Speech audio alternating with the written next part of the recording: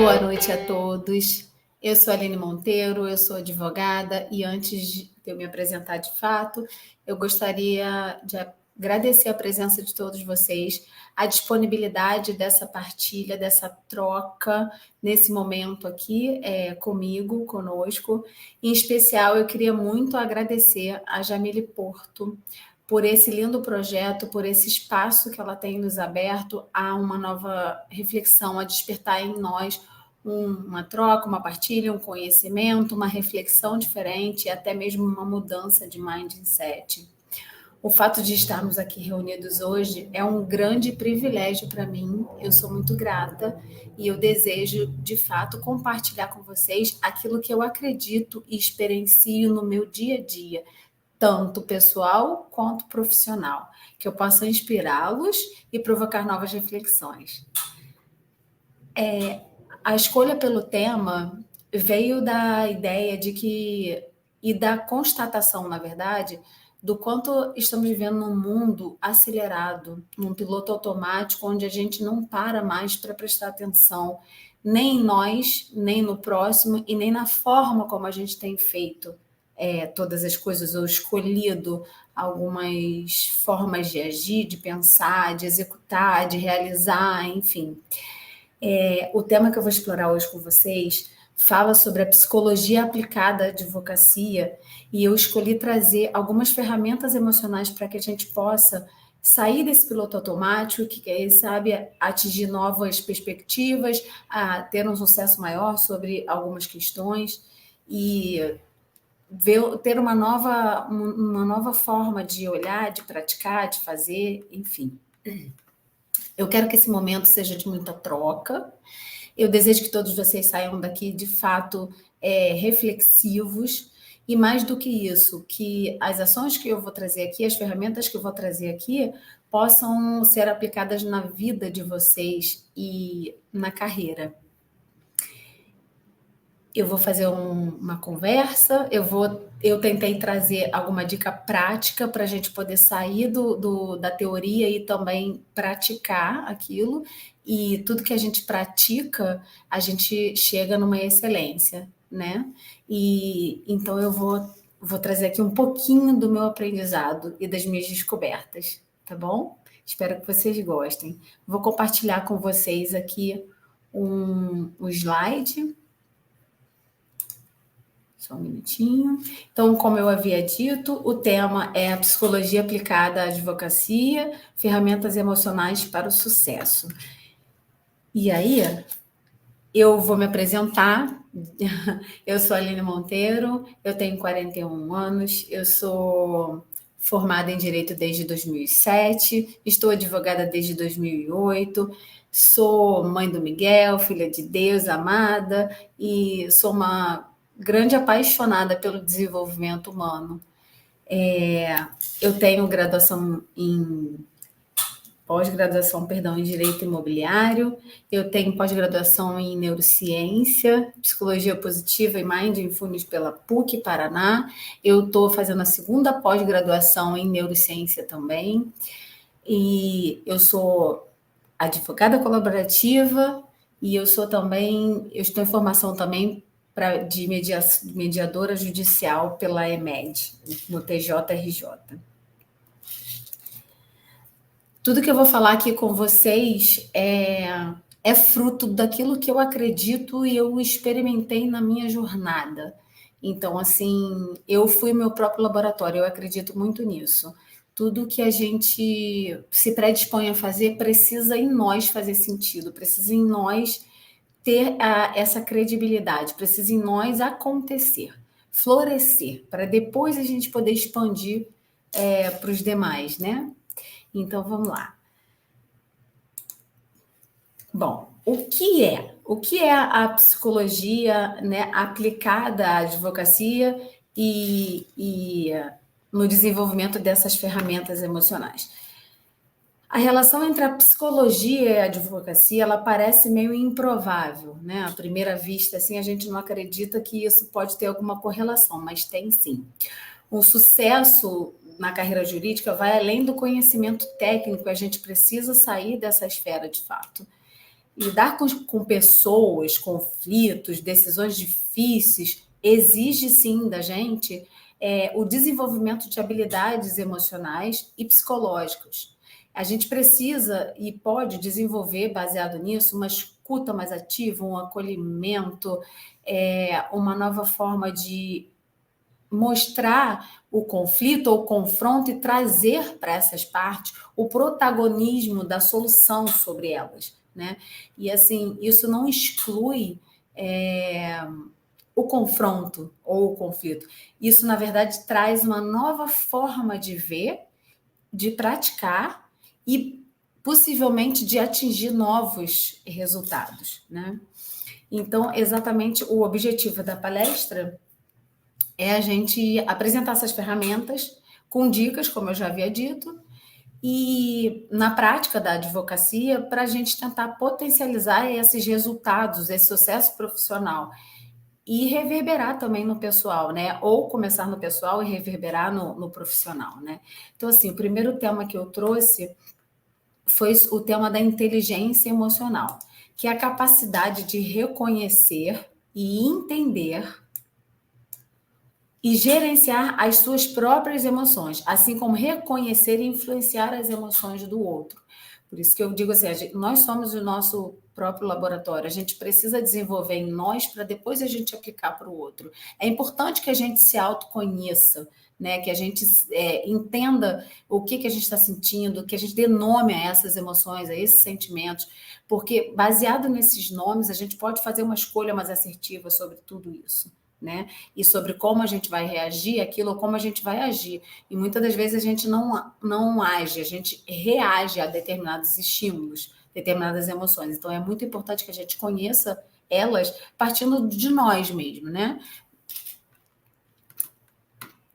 E aí, trazendo esse conceito para uma aplicação na advocacia, eu trouxe 4 temas, né? Que seria autoconsciência, conhecer suas emoções durante uma negociação ou audiência, ajuda a evitar reações impulsivas, foi o que eu acabei de falar, né?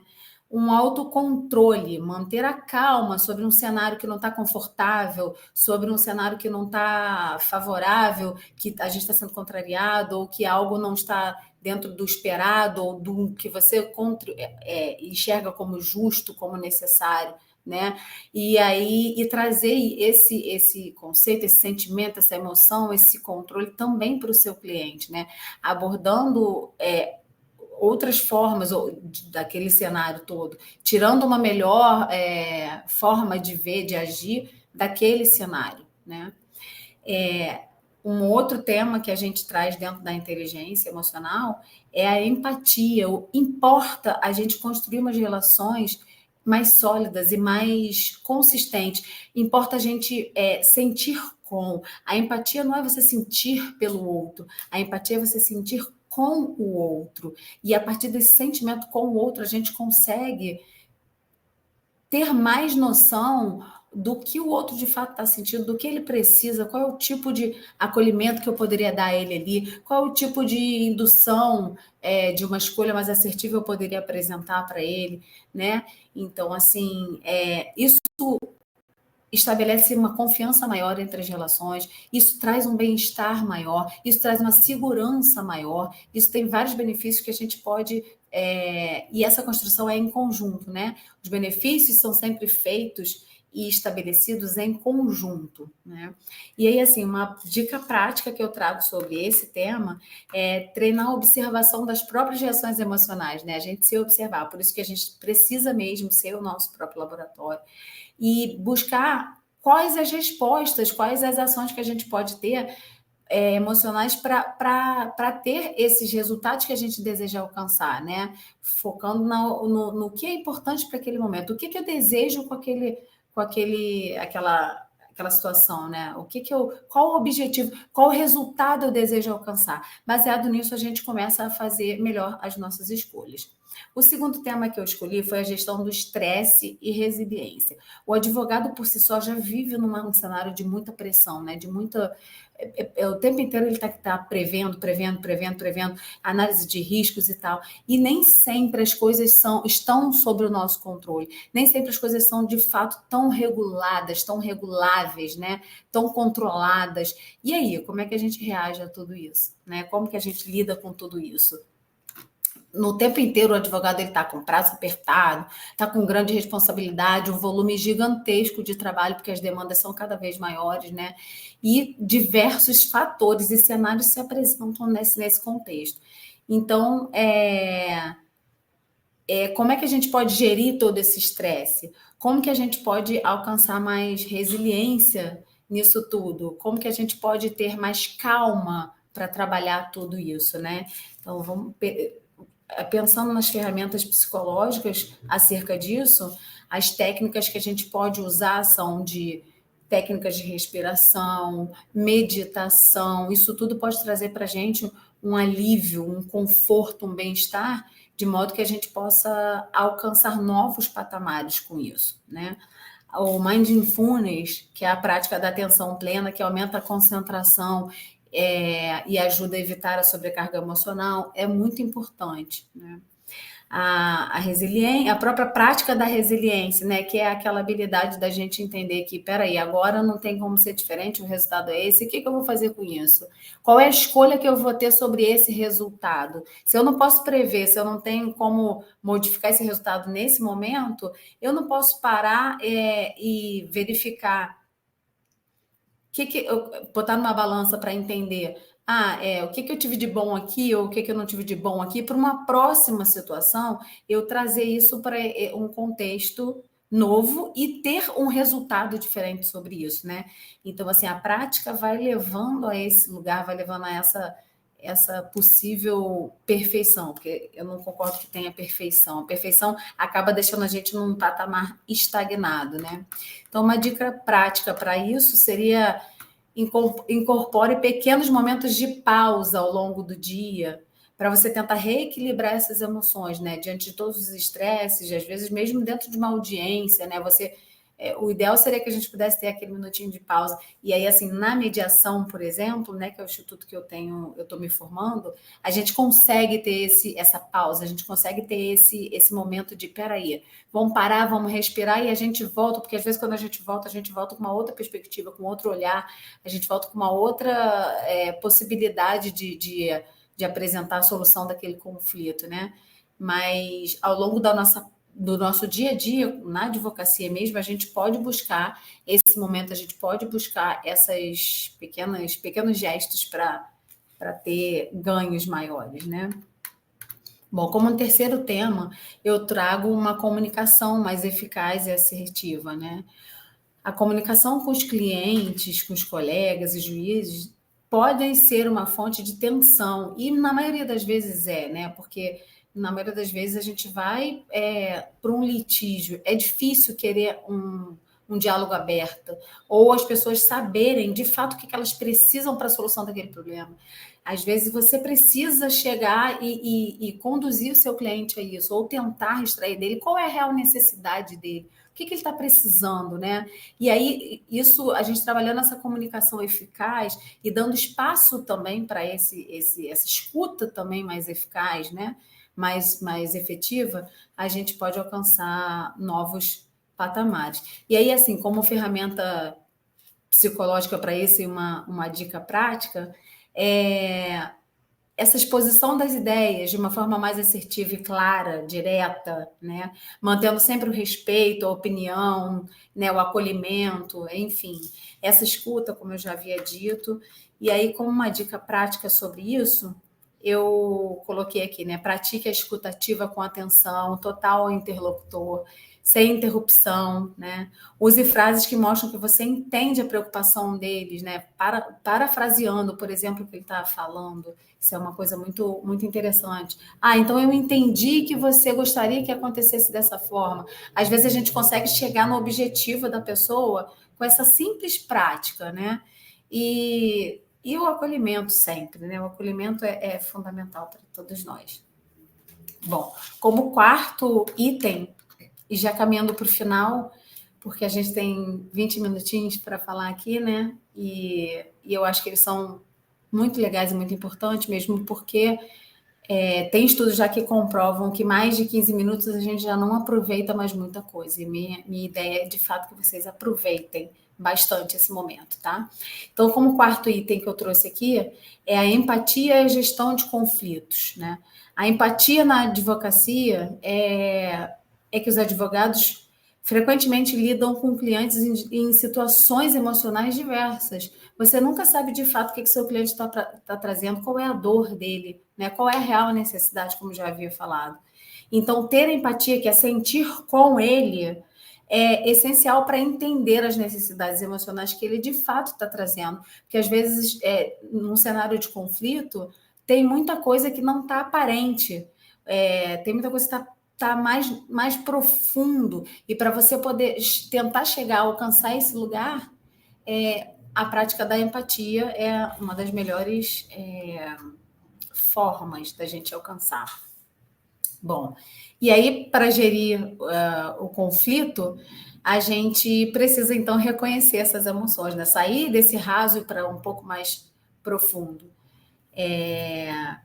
Muitas das vezes, até na área de família, principalmente, as situações, os conflitos são potencializados porque existem outras questões emocionais que às vezes não estão ali diretamente demonstradas naquele conflito, mas que estão dando causa a eles, né? Então, assim, tá sempre naquele ponto de tensão. Então, às vezes, a gente reconhecer essas emoções envolvidas e dar nomes a elas é muito importante para a gente poder chegar e tentar uma composição de acordo para solucionar aquele caso, né? É importante para o advogado, para conseguir reconhecer isso e chegar nesse lugar, praticar a neutralidade emocional, que seria o quê? O advogado se distanciar desse conflito emocional para encontrar a solução mais racional. Eu costumo dizer assim, às vezes a gente está no meio de um problema, a gente está como se estivesse no meio de um furacão.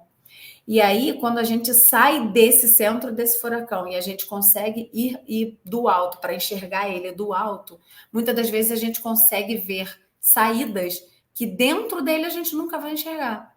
E aí a gente consegue, às vezes, voltar para lá e buscar uma solução que seja mais confortável, que tenha um maior sucesso, né? Maior objetividade para todo mundo, né?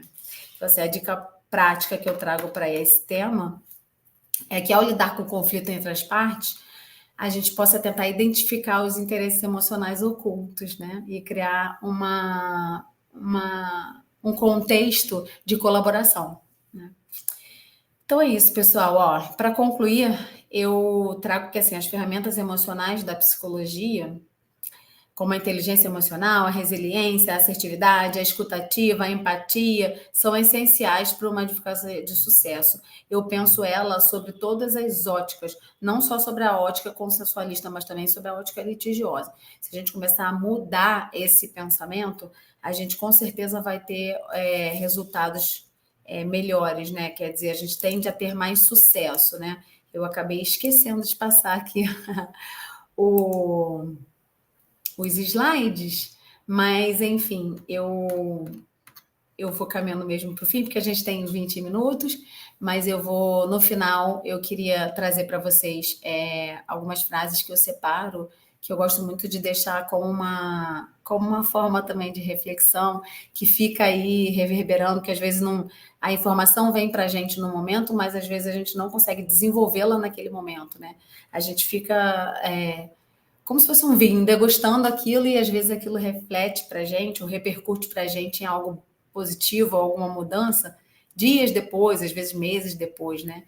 Então, a mensagem que eu deixo final é que o advogado que busca o sucesso não deve apenas focar na capacidade técnica, mas também nas suas habilidades emocionais. O que eu quero trazer, a ideia que eu tenho e a ideia que eu queria deixar para vocês é sobre a humanização, né? É sobre a gente sair desse piloto automático e entender que nós precisamos uns dos outros e precisamos olhar todas essas diferenças, esses conflitos e confrontos com um olhar um pouco mais humano, porque eu acredito que isso vai trazer muito benefício para toda uma sociedade e a chance da gente alcançar melhores resultados é gigantesco, né?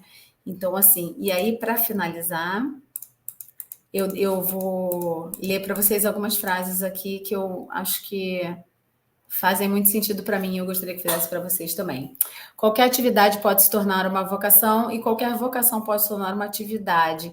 Essa frase é do Martin Selling, porque ele acha que ele diz que a vocação é aquilo que a gente faz com amor, né? Então, quando a gente emprega amor, qualquer atividade pode se tornar uma vocação e qualquer vocação pode se tornar uma atividade. Depende do que você quer desenvolver com aquilo, né?